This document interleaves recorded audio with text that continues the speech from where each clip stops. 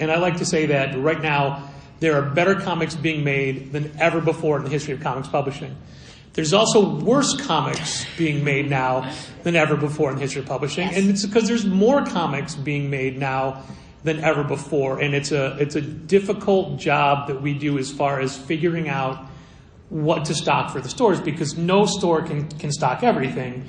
And the more misses that people find on your shelves through no fault of your own, that makes them less likely to buy comics. So it's our job to really emphasize the books that we think that have the best value for your entertainment, the best story, the quality, and to really push those, and then to let you make your own mistakes buying whatever else you want.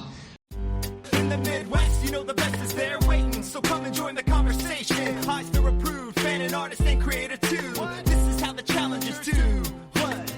Keep the conversation moving along. Keep reading comics, keep your local store strong. It gets hard, then it's a job for the challengers. What? Comics and conversation, y'all. From Challengers Comics and Conversation in Chicago, this is Contest of Challengers, a comics industry business podcast with Patrick Brower. Patrick Brower. Patrick Brower. Patrick Brower. Patrick Brower. Patrick Brower. Patrick Brower and W. Dal Bush. W. Dal Bush. Dal Bush. Dal Bush. Dal. Dal. Dal.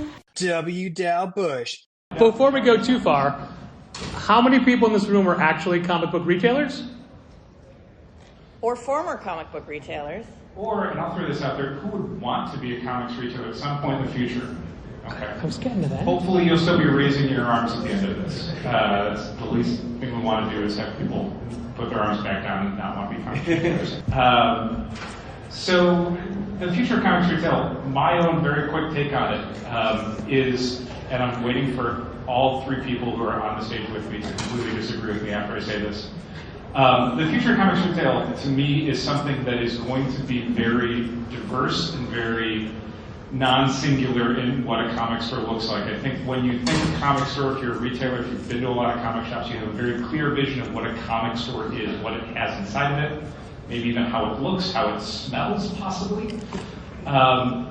What I think a lot of people who open comic shops in the 80s, 90s, and 2000s, and even into the 2010s and now 2020s, think they have to have a certain amount of things, a certain amount of product categories to be considered a comic store. They carry things that they saw at the shop that they first shopped at. They carry the things that they think they need to have to get some sort of check mark next to I was a comic shop on a box that doesn't exist.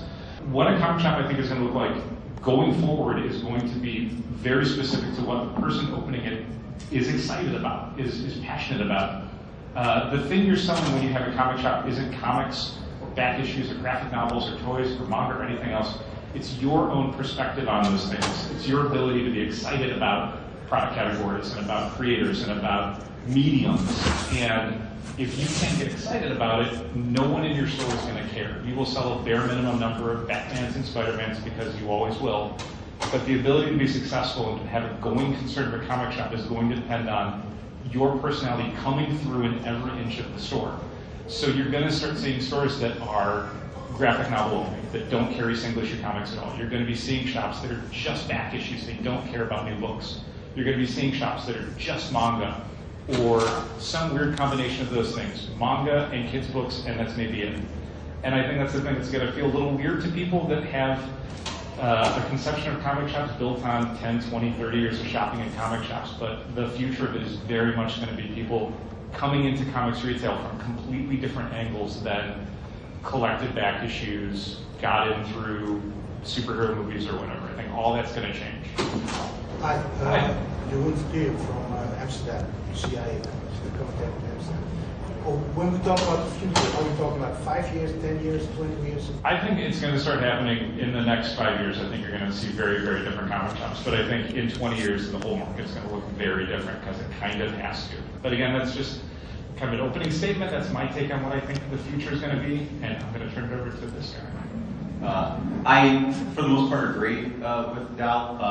I partially disagree that it's exclusively what the retailer enjoys. I think a lot of the charm of comic stores, the community and dialogue that happens in there. So there may be things that you are not excited about, but the excitement of your customers and the people in your neighborhood can be contagious.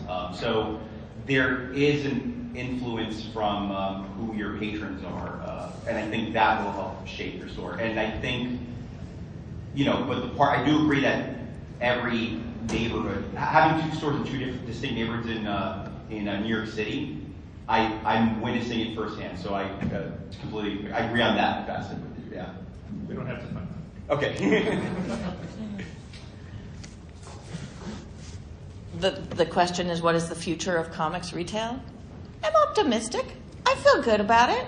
I think one of the interesting things that we've gotten in the last, we'll say 3 years, 4 years, is a lot more influence of book industry trends and expertise coming into the comic space, and I think that's been in some ways really professionalizing things like PR and marketing for comics. It's less loosey-goosey by the day, but it's also, there's currently a sense that the ground keeps shifting, especially in terms of logistics and behind-the-scenes stuff that as a comics reader you might not be seeing, but like the way we get comics and the way that we process comics has changed a lot of times in the last few years.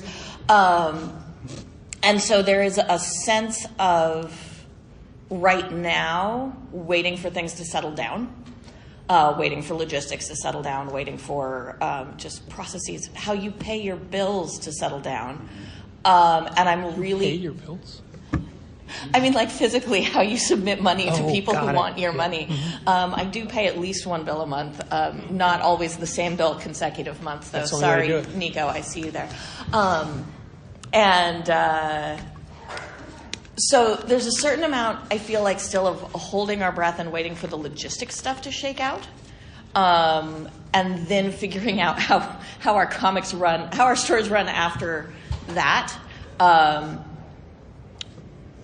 That said, I do think that this question of inviting more diversity into the comic space is absolutely key. And really letting what I would say owner and staff really love become a part of the personality of the shop and what you choose to carry and promote.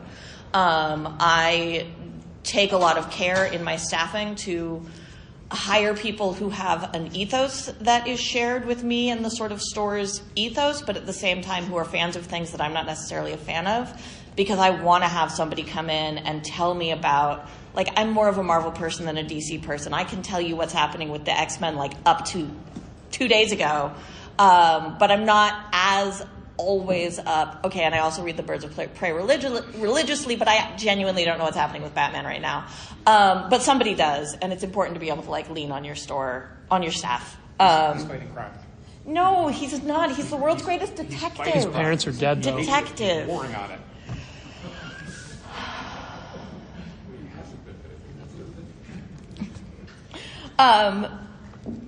I also think that one of the really amazing things we've seen in fandom and that we see on the floor right now when you walk around this con is that that inclusivity is, I think, also a lot of people who have been in fandom and were drawn to fandom for hand wave reasons getting more explicit about those reasons. So I think fandom is getting a lot queerer. I think there's a lot of people who were always the school weirdo who are figuring out that that is neurodivergence. And I think that a lot of people who have been excluded from fan communities are finding ways to create their own fan communities. And I think that is really where the future of comics retail is. I recently redesigned my kids section to be more sensory friendly, specifically because so many of the kids who are shopping in my store have really intense sensory needs, and I want to be able to be a place where they feel safe and cozy. And so that's why my kids section looks the way it does. It has a tent. You can close it if you really need to, but mostly it's just a tent. There's like stuffed animals in there. It's really nice. Yeah, you should be able to just, you know. You made that for you, though. I may sit in there after things close. I lock the door, I sit in the tent, I close the things, I read some Birds of Prey. Yeah. So I do think that being able to, I think one of the really nice things about having more clarity about people's identities and needs that are in our communities is being able to more explicitly meet those needs. And I love that a lot. So, yeah. As a multi-Eisner Award-winning comic book writer, I didn't know. No. Let's take a step back from one Eisner the Award. Future. Just one? I thought I had like Pretty three. sure. No, I'll check my award shelf when I get home. listen. Let's take a step back from the future and talk about the present of comic book shops, specifically our shops, what our shops are built off, because I've never been to your shop, I've never been to your shop. You've been mine. Been to your shop. So Challengers focuses half on graphic novels, half on single issues, you know, some ancillary items, posters, supplies, t-shirts, and things. But the main focus of the store is on graphic novels. We don't really do back issues. We have a small back issue section, but all that is recent comics that didn't sell. We don't deal in golden or silver or any vintage books. We don't have marked up books. All of our back issues are $2. And we focus on the readers of today. So obviously I think when we talk about the future, we want to talk about how things are sold, what platforms are going to be. But in the meantime, let's get a good picture of what the stores are and then see how we're going to move that forward. So Dimitrios, what is your store like? Similarly, my back issues are largely recent unsold back issues. We have a strong gaming space, graphic novels and single issues. Our manga section's been growing for the last 2-3 years, just responding to the numbers. The last manga I read was by Urasawa, and I don't think he's put out anything in the last couple of years. But I'm like responding to what I'm seeing, and also I am seeing a trend of some webtoon orders as well. I didn't expect that one. I didn't expect people to be buying graphic novels of books of stories they can read for free online. But I do see that the kids who are visiting the stores are just handling these graphic novels, these manga books like gold, and so that's what I'm kind of trying to cater to. But then similar to you guys. And Dal, what is your store like? It's better than yours. Most stores are. As stated, Challengers Comics, very much graphic novels. We have massively expanded our manga section in the last few years. There was a period, probably 2010 to 2012, where we didn't even carry manga because what we had was not selling. There had been kind of a downturn in the whole market, and it just wasn't moving. And then we started to get more and more requests, and we started to realize we needed to start stocking it again. And almost every year since we started carrying it again heavily, I think in like 2015, 2016, we've had to add rack space for manga because there are just more hit series and more evergreen books now and more volumes to everything. It is huge. That, and then our younger reader section, I think, is something that is another huge emphasis for our store. We have about, how many square feet? 400? 400. 400 square feet dedicated to our younger reader section. We don't like calling them kids' books. We just like saying younger readers are all ages. And that is, it's 400 square feet. So it's not only single issue comics, it's tons of graphic novels. It's barely single issue comics. And it's a whole little room. It's so cute. Yeah, and we wanted to make it a separate space. We were lucky to have a separate space in our store because we didn't want to do just a little like nook of the store that was still mixed in with the noise of adult comic collectors and all that discussion that goes along with it. We wanted to have a space where kids could just kind of be separated from that and be able to just engage with the medium themselves and with their parents. That was really important to us. We have music playing in the store, but that music does not play into the younger readers room. That is its own separate space. And then additionally, I think we've added a young adult section. It took us a little while to figure out what that would look like and kind of how that would work, but that is another way that we've tried to engage with a different segment of the market based on what's been going on. Yeah, so Books with Pictures is similarly, so we don't have a back issue store up here. Books with Pictures is also a store that focuses on new comics and new graphic novels. We are, last I looked at the numbers, about 70% book product, about 17% single issue comics with staples, and the rest is other things, whether that's stickers or stuffed animals or whatever we're selling. We don't have a gaming section of note. We do have a really strong kids section. We have a YA section that is near but separate from the kids section. Our graphic novels are shelved by genre, except for DC and Marvel, which each get their own little puddle. But otherwise, there's, literary graphic novels, horror graphic novels, fantasy graphic novels, science fiction, etc. In order to really give a sort of book-like browsing experience when you're in the space. So if you go into a bookstore, you don't look for the Penguin Random House section. You look for the horror section. So this has actually, interestingly, been good for small publishers. We do better selling our small publisher books with the genre shelving. And bad for, weirdly, mostly Image. My Image numbers dropped a little bit because when Image is by itself in a section, people go and say, I'll read anything from Image, but when the Image books are next to other books, people buy other books as well. But good for the small presses, which I enjoy. We have a really strong queer focus in the store, largely because that's how we're owned and staffed. Oh my God, we lost our token straight person. My staff is entirely queer.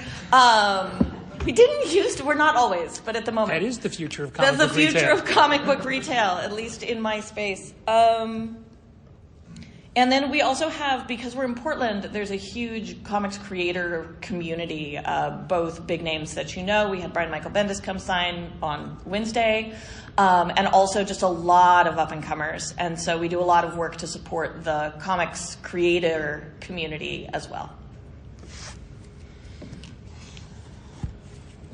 So that's a snapshot of where we are at as individual stores right now, and obviously we plan to build off of that to get to the future. But the real question we're asking is the future of comic book retail, and we're coming at that from the standpoint of owning stores and selling out of stores, but there's a whole other world out there that is just ripe for new retail audiences, and that is a thing that I personally don't know anything about.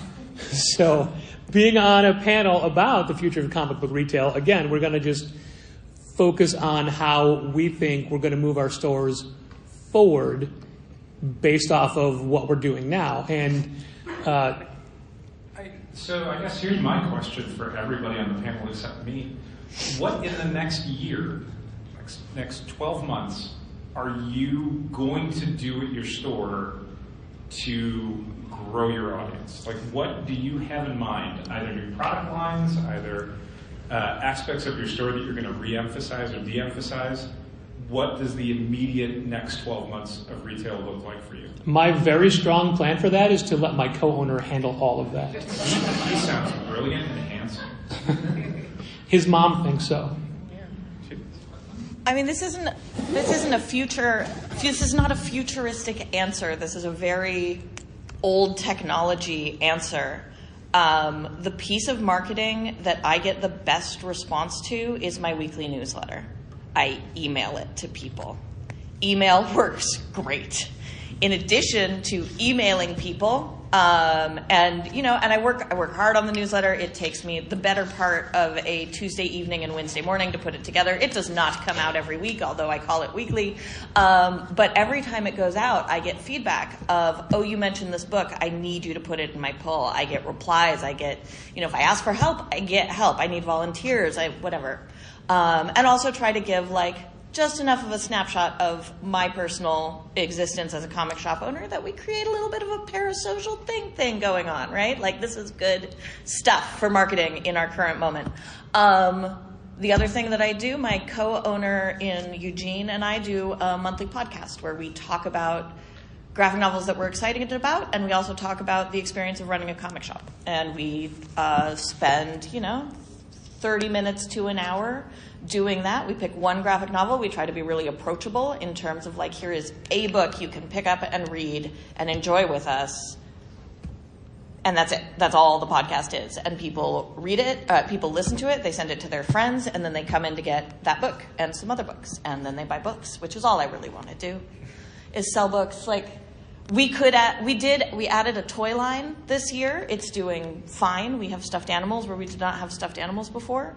But I don't want to be a toy store. I didn't go into this business to be a toy store. I'm a bookstore who also sells periodical comic books sometimes. And that's it. That's all I want to do. So, Dal, can you write down, do a podcast? Yes. You have the pen. Yeah, so a lot of my store is in naming the stores, anyone comics, never comics. The idea is to sell the idea of comics to people who aren't comic book readers. And so we have been and will be doing more events that puts the power of the medium into people's hands. So kids' art classes, like something like the Free Comic Day will host local artists in addition to giving out the free comic books so that people can see that people in the neighborhood are also artists.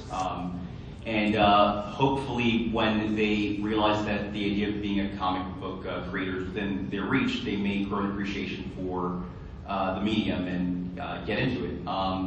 Besides that, I really want to do my best to emancipate my store from dependency on Marvel and DC as much as possible.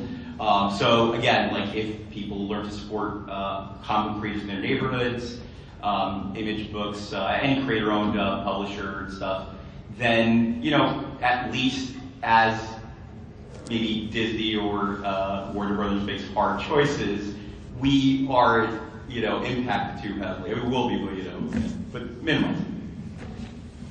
I guess that's an interesting idea that I'd kind of like to get everybody to kind of chime in on. So for a lot of stores, Marvel and DC are the overwhelming majority of what's stocked and sold. In some stores, it's just a slim majority. Retailers of the audience, do you agree? Yeah. So if you're a retailer here and your Marvel and DC comic sales account for, in your mind, more than 50% of your actual sales volume. Single issue sales volume. Single issue sales volume? Yeah, we'll say for either, you can have that be your entire store or just for single issue sales. 50%? 50%, yeah. Yeah, okay. So my stores sell more Marvel and DC single issues, but less Marvel and DC trade. Same. Sure. And I think that's every store.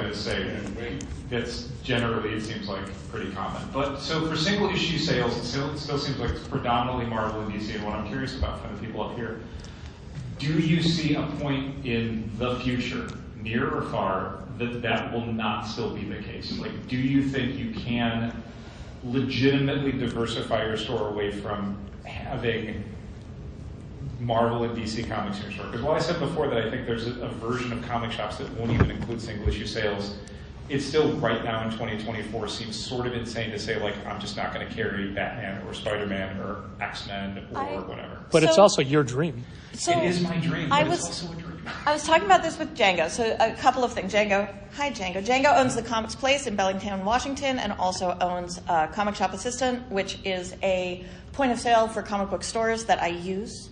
And it's pretty good. It's all right. I like it. And we were talking about how there is this thing where even when single issue comics are about 17% of what I've sold this year, which is a pretty small number. Of that, probably 60% are Marvel, and then maybe 25% DC, and the rest Image and Indies. Usually Image is stronger than that, but Image has not had a strong year for us.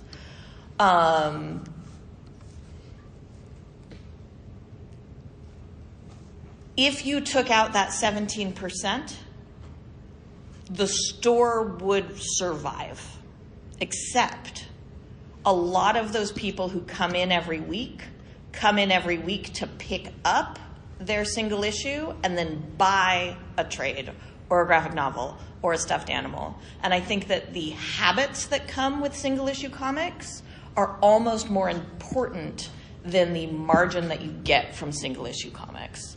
What you're saying is without them coming in for those single issues, they're not buying those graphic novels. Exactly. And so I think that my loss would be more than 17% if I cut that category. Because of what that category does for me. Like, in some ways, just as a marketing tool. People want to know, they think they're coming in because they want to see what's happening with Batman, and then they don't buy Batman. But if they can't come in and see what's happening with Batman, they might not come in at all. That said, like, an industry number is the Batman number. The Batman number, assuming that Batman is the highest selling comic that you have in your store, which for many stores is the case. The Batman number is a way of seeing how big your store is. Awkwardly, my store, because of its specific clientele and demographics and whatever, has, I think right now our Batman number is about 6, but it has more than once been 0 in the last 8 years.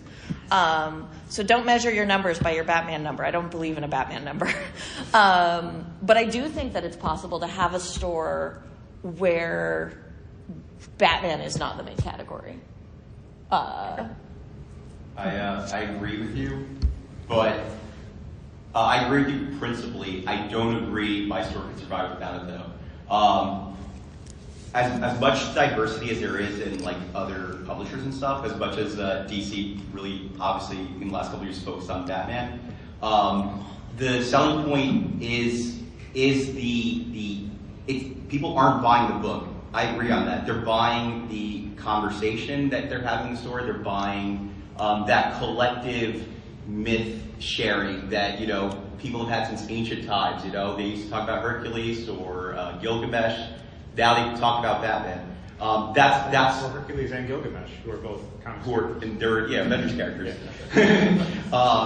So when we first opened up 7 years ago, when we first opened up Anyone Comics, I saw that the future was at the time graphic novels, and so we ordered, I would say, 70% graphic novels, 30% single issues, and slowly customers just looking for an excuse to come back had like the opposite effect. A lot of people who were sworn graphic novel purchasers just saw a Tom King single issue and started buying it, and that's ultimately, that ritual is what is the selling point for the store. And it may go away in the future, but some other ritual has to replace it in that case. You know, that's my sense. The quick anecdote for challengers is that if there's a week where neither Amazing Spider-Man nor X-Men comes out, we can guarantee that we're going to have a low customer turnout. That's just it. And that, like Katie was saying, directly impacts everything else. Yep.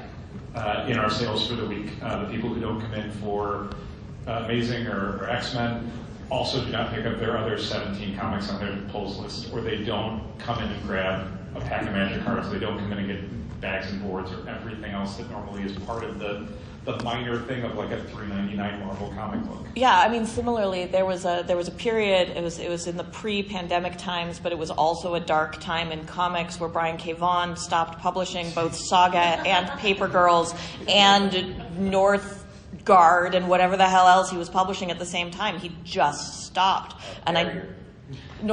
Barrier was good. We stand on guard. Thank you. And suddenly Brian K. Vaughan went from putting out like 5 comic books a month to 0 comic books a month. And I did a quick calculation when that happened on my numbers, and at the time, literally 20% of what I was selling at my store were Brian K. Vaughan comics. And I saw it in my numbers.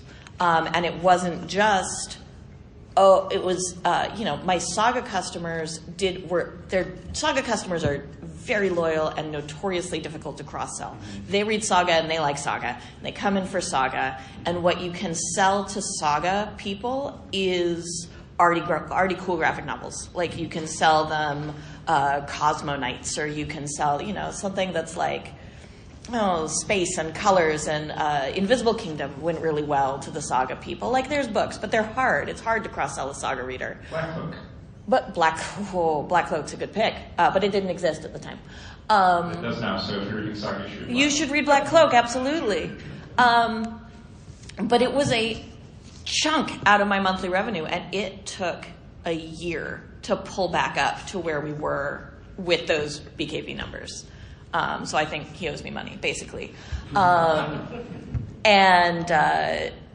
So like, the book that brings your weekly people in or your monthly people in is the thing that's selling the rest of your merchandise. Pass. I have a question. There's a point that Katie brought up earlier where we were waiting for the logistics to change or something, right?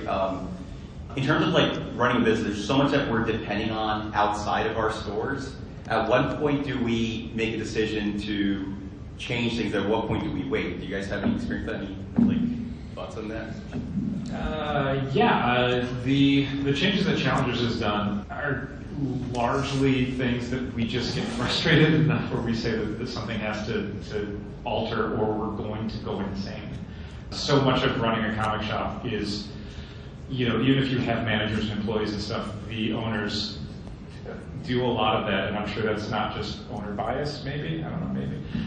We stress about it all the time, so when you're seeing stuff not working, you can only put up with that for so long, and there are things in the industry that you kind of have to work with everyone else. Obviously, the data issues that Comics Pro has been dealing with the Comic Standard, and we've got people in the audience who've been working on the Comic Standard as well, and we appreciate that.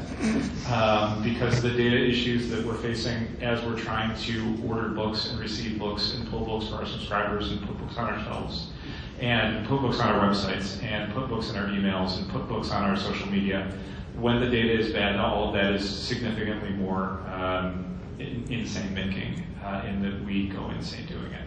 And very grateful that a lot of that is changing. But as far as like, when you say logistics, do you mean like within the stores as well? I would say mostly like we're, again, we could go back to the DC Comics thing. DC Comics having the Wednesday releases, that changes all of our workflow stuff. At what point do we wait? At what point do we act on what this new status quo is, So one of the absolute great things about running a comic shop, and hopefully the other people up here will agree with this, is that you answer to nobody but yourself and your other owners, and essentially to your employees to try and explain this stuff, and your customers to try and explain it to them, but you get to make these decisions. So when DC switched its new release date to Tuesday, Patrick and I had a discussion about it because everything else comes out on Wednesdays, and the idea of having 2 release dates sounded ridiculous to us, so we never did it. We never put DC Comics out on Tuesdays. They always went on sale on Wednesdays at 11 a.m. And in the several years that DC Comics have been on sale on Tuesdays, we've had, I can count on 2 hands the number of questions that we've had about that. It didn't impact our business at all. It's generally people who, because DC was unifying its communication across all channels, they would promote video game tie-in comics like Suicide Squad, Kill the Justice League. And so you'd have somebody come in on Tuesday and they'd say, I heard about this comic book and it's got a code in it. And we'd say it goes on sale tomorrow. And they'd say, I thought it went on sale on Tuesday. And we go, no, it goes for us. We put it on sale on Wednesdays. We never said it didn't go on sale anywhere. We just said we put it on sale on Wednesdays. And they come back in on Wednesday, and it's not a big deal. So we never had to deal with having 2 different release dates for our customers and having to communicate any of that. We just said it's Wednesday. And that's one of the cool things you get to do as a store owner is you not only get to chart out the future, but you get to decide on the present. You get to say, this is what the industry looks like in my little corner of the world, and you hopefully do it in a way that makes the most sense to you and your customers. And you don't have to really explain or apologize for it, which is great. Yeah, I agree. The main difference that DC's policy change made for us is that all of our comics go up on Tuesday afternoon, and they all go up with a blocking cover in front of them that says this is not on sale. And the change from DC meant that the DC comics, when they go up in our process on Tuesday afternoon, they don't get that cover because they're on sale when they go up. That's fine. No sweat. Doesn't bother me. But in terms of your bigger question, Dimitrios, I really think that this is where I want to talk about Comics Pro, which is an organization that I've been on the board of for the past, 4 years. Jen's shrugging. If Jen doesn't know, nobody knows. A while. And it is the trade organization for brick and mortar comic shop retailers. So if anybody is going to make organized change happen from the retailer end instead of from the publisher end, it's us. And the work that especially Jen Haynes, who's in the audience, has done to have conversations with publishers about the ways that their decisions impact comic book retailers, I think has been absolutely transformative. It's not always fast, and we don't always get credit for it, and we're not always allowed to take credit for it. But the ways that Jen and the Comics Pro organization in the last handful of years has done work to make sure that those lines of communication do go both ways has been really, really meaningful. I've also had the privilege to work on the Comet standard, which is a comics data standard. I'm working largely with these two gentlemen right here, Django Boren and Brian Garside, to make data in comics consistent across our now 3 major single-issue distributors. It's too many, guys. Counting. And counting our 3 major comic book distributors, and to create a standard for the way that data moves throughout the industry from publishers, distributors, retailers, and ultimately to the customers. I genuinely believe that when we get that standard in place and have mechanisms for making sure that publishers are in compliance, which they're not releasing bad data because they think it's fun to release bad data. Like, nobody wants to be putting bad data in the marketplace. What we've learned is either they don't want to. It's not a willful. If they didn't want to, they wouldn't consistently do it. It is an under-supported piece of the publishing machine. And I think that in some ways, the point of the Comet standard is just to put emphasis on this inside the publishers so that the publishers can say, oh, hey, do we have a metadata guy? Like, can we call him? Do we know where his office is? To the cloud. To the cloud. And then pay more attention to it, and then so that we can give them tools so that they can make sure that their titles are the same across all their distributors, and maybe none of them have a leading article, and that they don't use their barcode twice or more. Anyway, you're just making things up. Fixing data would be so cool, you guys. So what I really want to say is that there are very few comics retailers who are a big enough customer of a comics publisher to call them up and say, hey, I really don't like how you messed up Batman's wedding. We ordered a cake.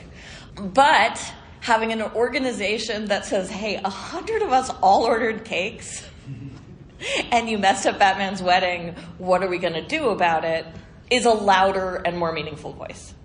Comics Pro stores in the crowd? Are there any Comics Pro Curious stores in the crowd? Yeah. We have flyers for you after the show. This is not an official Comics Pro promotion, but it is now. Okay, so we all sell comics out of our brick and mortar stores. Yes, we do. Do you sell online? Yes, and? Do you sell online? Yeah, we use Comic Hub. Okay. We use Managed Comics. Everybody's Brian Garside represented. there. I love this. And The whole team. Shopify, so everything that's on our store is also on the website as well. But you can't have a discussion about the future of comic book retail and only focus it on your stores, because so much of the market now is online sales, whether it be Facebook Live sales. Mark, you do those? I do. They saved us in the pandemic. Okay. People that dedicate specific hours of the day selling online, events that are held just online. And it is definitely a market that, as a store, Challengers doesn't really play with. The most we do with internet is videos on Tuesday nights talking about very short videos, very dumb videos about books that are coming out the next day that people may not have heard about, but we still want those people to come to the store to buy them. Sure. But we actually de-emphasize even like the new comic sales for our website. We don't list our new releases until Thursday at noon to give the brick and mortar customers a full sales day of being able to grab stuff off the shelves. So we want you to come into the store. Yeah, I mean, it's obviously we want to participate in a nationwide marketplace. We like the idea of people all over the United States saying, I want comics from Challengers, and we like packing them up and shipping them out. And we certainly like having the kind of, as Brian from Managed Comics would say, brick and click, where people can order stuff for local pickup and just come grab it at the store. We'd like to emphasize that when people are looking for something that we don't have in stock right now, or maybe it's coming out soon. But yeah, I mean, like, we definitely want the store experience to be the primary thing for challengers and have the internet, the website, online sales be secondary, still trying to give a good experience, but making sure that it's never at the detriment of what's going on in the store. Yeah, we right this minute do not have our full catalog online, and the way that we sell specific issues is that we actually have literally a Google form that I built during the pandemic for people to request a specific book, and then we email them back. Now, on the one hand, this probably costs us sales because it is a process. On the other hand, it means that we get to be engaged in the customer service process all the way through, and it lets my staff in particular do things like, hey, we don't have that book you're looking for. What we have on the shelf right now is another book by the same creator you might like, or we can order that in for you. It'll take about a week, which is what we would do in the store if you came in looking for a specific book, but cannot happen online if you're just going through a web store, right? You can't have that interaction. The other thing that we do in our online space that I really love, and that we started during the pandemic as a sort of Hail Mary because we weren't getting new product from Diamond and things were very weird, and has wound up being one of my favorite things that we do online, is that we have a personal shopping tool where you log in, you fill out a form about who you're shopping for, how much you want to spend, what kind of stuff they like. There's a spot where you can put up a picture of their bookshelf, so you can be like, don't buy them anything that's here, they have that. But what else can you do for me? And then we will go deep into our expertise and be like, here is a $100 list of books. Do you want us to ship them to you, or do you want us to swap something out? And that kind of, no, we don't want you to just click on the thing you want and get it. That is crappy customer service unless you are a deep fan. And our audience is mostly not those fans. Our audience is people who want to explore, who want to be given recommendations, who want a chance to have a deeper engagement with customer service. And so I really like the online tools that I have built are mostly about continuing that store experience online rather than just being an alternative to Amazon. Because for doing what Amazon does, I'm never going to win. I don't want to be them. Questions? Yeah, so 81 comics, you mentioned you using Comic Hub, right? Mm-hmm. All right, so we're with Blurs Underground out in the range. We use Comic Hub too. What's your experience been like with that platform for online sales, and is it something that you plan to continue? We started using it right before the pandemic, or like right as it was starting, and it was more of a tool for already established customers to be able to access the inventory in our store through. So in terms of being a tool to service an online community that's not already there, we get occasionally like speculators who come in and want to buy like whatever new key issue is out. But it's just been a useful tool to have people who've already been to the shop and want to keep supporting the shop to get to us. Besides that, it's very, I don't know, it does what it's supposed to do from my experience. There's been some hiccups, but they address them fairly quickly. And I would just, I'm not going to say anything mean in this forum, but I'm a former Comic Hub user, and I'm happy to talk about my experience. We are also former Comic Hub users. Well, please talk about it. No, I'm not going to in this space. We now use Managed Comics, run by that guy. And those are conversations. You can get a hold of me privately, and I'll have that conversation with you. Yes, Mark? If you're willing to share it, what's the biggest mistake you've made as a retailer that caused you to learn to move your store forward? Opening a store. Listen, don't order your donuts, James. Someone should get donuts for me. That's the point. I'm a star. I think you filled out the form wrong. Katie's filling it out now. What are we doing? I guess I'll throw this out there. Mark's question was, what is the biggest mistake we made running a store? That allowed you to like grow and move forward. Yes. That you learn from. Trial and error is such a big part of business. Oh, I was a terrible over-orderer. I was so worried about, I was so unable to trust my own taste when I opened that I would look at that Diamond Previews catalog and I would see all of these books that made me be like, eh. And then the other voice in my head would be, but someone's going to like it. You should get one. And then I would buy that book. And then after my first year, I had just long box after long box after long box of totally unsellable comics.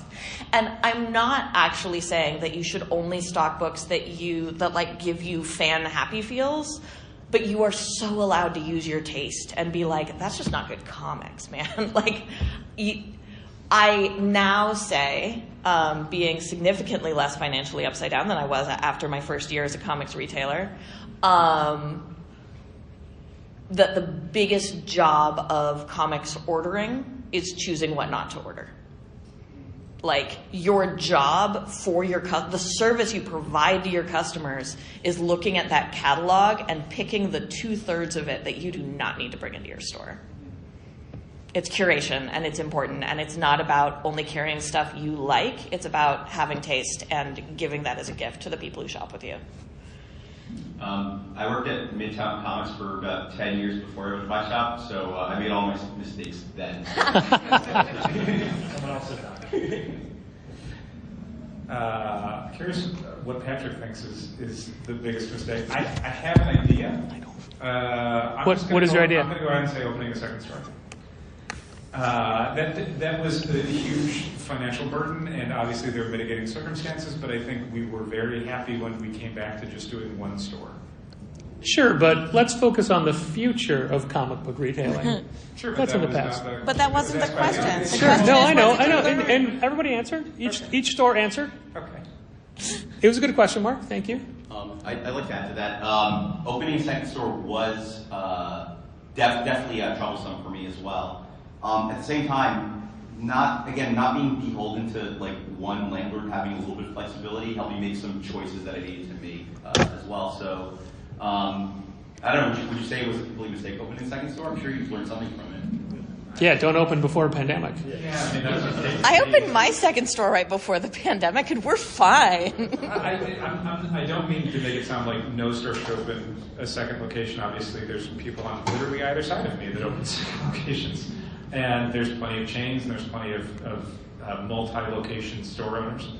I think just for the way that we do things, our method, if you want to call it that, was not best served by having two different locations. And it was something that maybe if we had done it a different way, would have found a success that maybe would have not been so stressful. We'll never know. We'll never know. Well, and that's kind of the point, is that when we got on the other side of that and we were back to just being one store, I don't think either of us had a feeling of like, sure, but in 5 years we'll give it another try. Like that did not. I literally thought I'd be dead in 5 years, so we're only 4 years past it. Thanks for not making it dark. Adam, you had a question.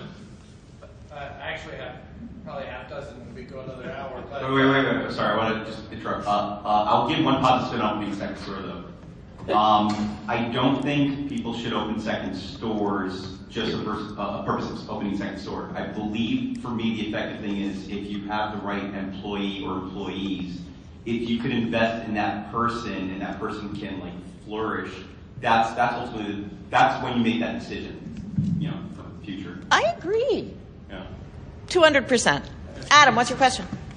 Again, I have several, but I think probably the best one is what of all of you, what is the greatest threat to the future of comic shops in general and your shops in particular?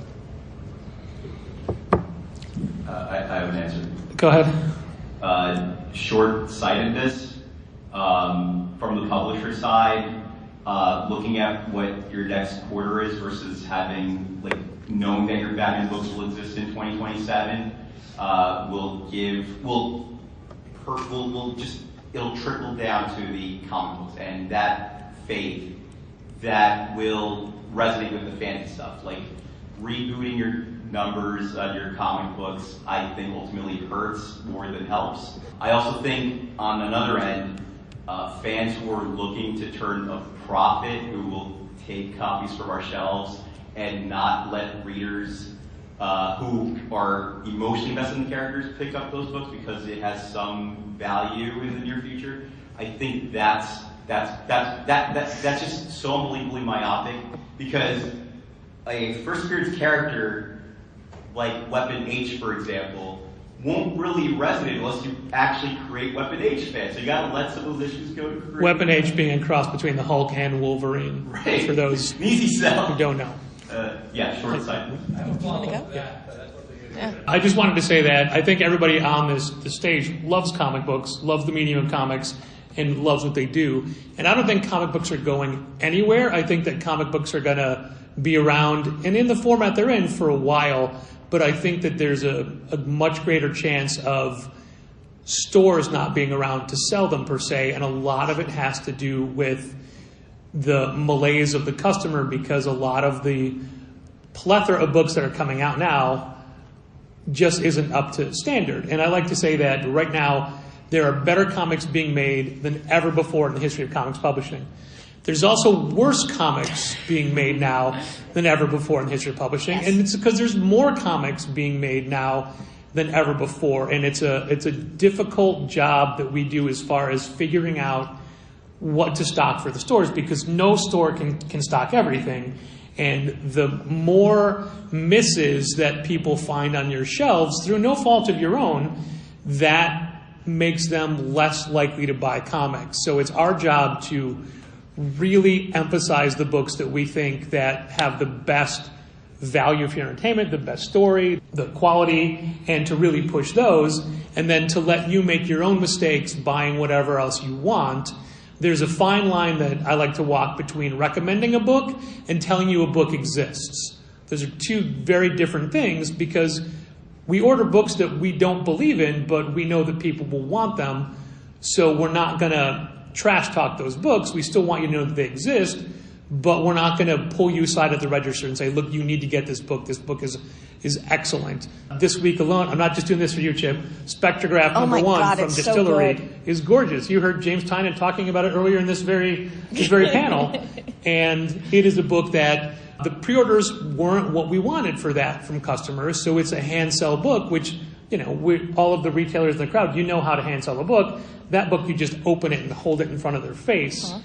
But there's a disproportionate amount of books that we can't do that with, because they don't live up to the standards that we want to have for the books that we're recommending. So it is, to answer Adam's question, one of the biggest problems we see is not getting bogged down in the books that aren't going to sell for us. And I would say the largest threat to my store, and probably brick and mortar retail in general, is an economic system that is dependent on exploiting the disposable income and time of the working class for the sake of growing the profits of the very wealthy. More and more of my customers are broke. The people who read comics and who love reading comics do not have the disposable income they used to have, and they don't have time to read comics. And the more that happens, the worse I do. I need all of my community to have money, to have stable housing, to have stable food, and to have time to sit down and read a comic book before I can sell them comics. Before we jump back to Adam, yes? Just kind of, I think I said it last, do you think the outside comics sales, like your NECA figures, or because you see so many other stores carrying what used to be classified as comic books or collectibles, do you think that's going to be phased out of comics stores eventually? That's nothing we ever dealt with as a store personally.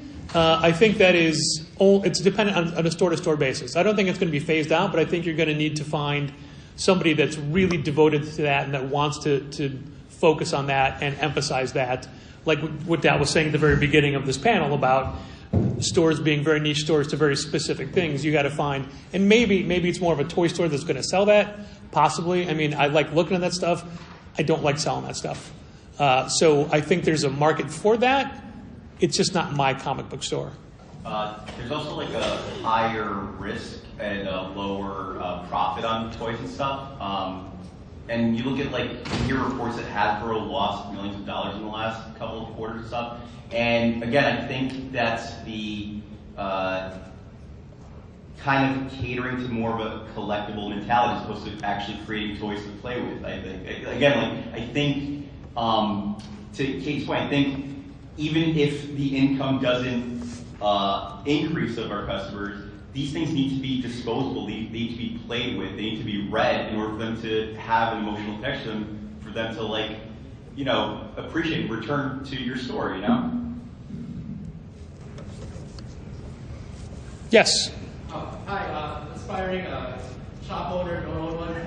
Welcome. Maybe at some point. We haven't dissuaded you yet. So I just wanted to ask, especially if you're willing to share, do you have like a ballpark number or capital that would be needed to open a store? Maybe just a few first steps. It's all based on your market area. Like we had no idea what real estate would be in your area, what you're comfortable with. I know stores that have opened with just $5,000 in cash. I know stores that have spent over $100,000 on their store. It depends on your vision, how you want to rack it, how you want to supply it. Basically, whatever you can get without going into debt. Try not to have loans hanging over you. Try not to owe too many people too much money when you first start. But I don't have a set number, no. That said, I think that you need to have however much you need for your rent, your product, and you to live on, assuming you're not going to draw any money from the store for at least a year. And I know that that is a scary number because, and the real scary thing is it's probably more like 18 months and it is multiple years before you're drawing a full paycheck. So like, it's not just that you need the capital to start up, it's that you need to have money to live on because your store is not going to pay you for a while. Or a strong support system, family members, friends, whatever you get together. The stronger the people around you are, the more likely you are to make it work. But also by numbers, 50K I would estimate if you need a solid number. Thank you. Person standing.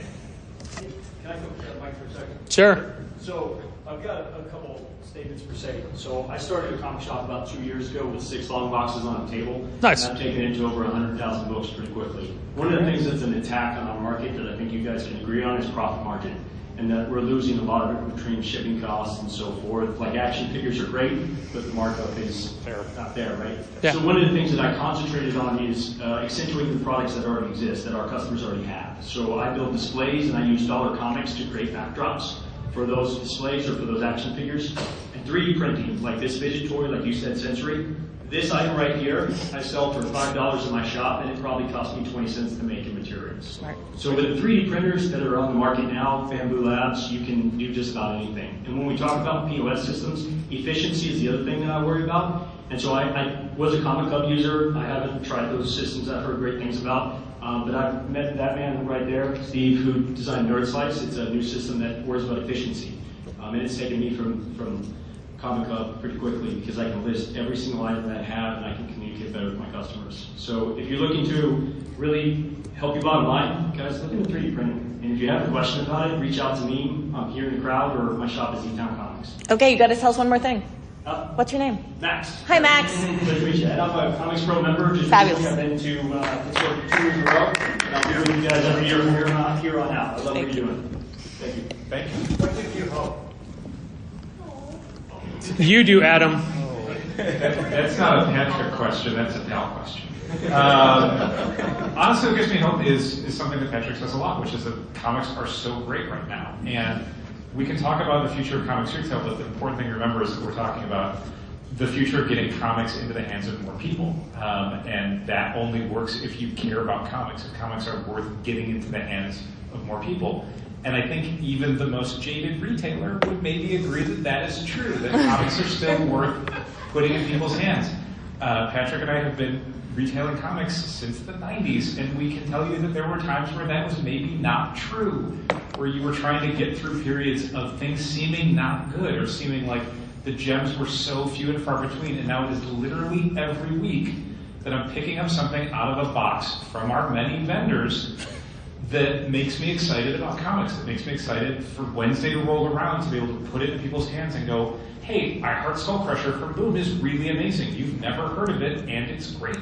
And that's a thing that a week before it came out, I wouldn't have even thought about, but it comes out and it's exciting and people read it and they respond to it, and that's fantastic. And that is something that gets us through as retailers so many things that are maybe emotionally and maybe physically killing us. The ability to still be excited about books, is something that in 2024, and doing this for decades, has not waned an iota. It's still, comics are so good, and I hope if you take one thing away from any of this beyond Katie's incredibly good point about our capitalist society. I'm just saying, man. Is that comics are still incredibly good, and we want there to be a future for comics retail because comics are so good.